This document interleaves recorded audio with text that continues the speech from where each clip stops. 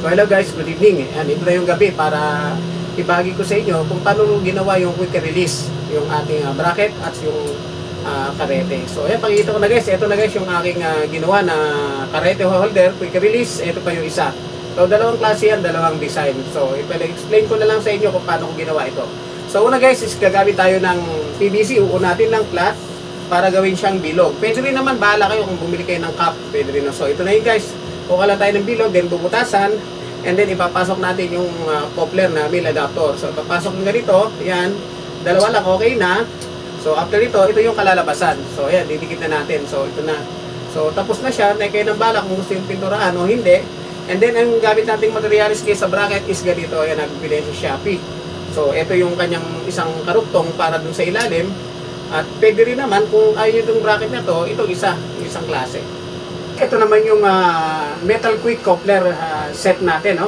Ito yung ginagamit ito sa mga car wash or sa mga air compressor, ayan.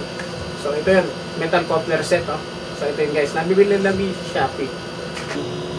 Ito na yun guys, pagka nangyari siya, ganito na yung design niya, oh.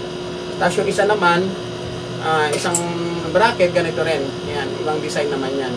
So, ganun lang guys. Ang paglagay na yun guys ay press lang konti, tulak. Ayan guys, lock na. Wala siyang galaw, walang tinag. Talagang maganda. Kahit hilahin mo yan, hindi yan matatanggal. So, ganun din sa kabila. Same din. Magkaiba lang ng design ng bracket. Pero same pa din. Ayan.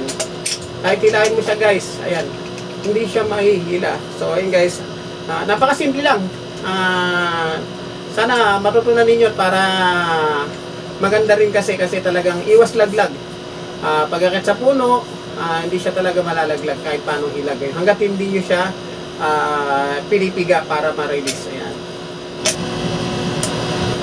So ayun guys, sana may natutunan kayo sa aking munting quick release karete holder. Ayan.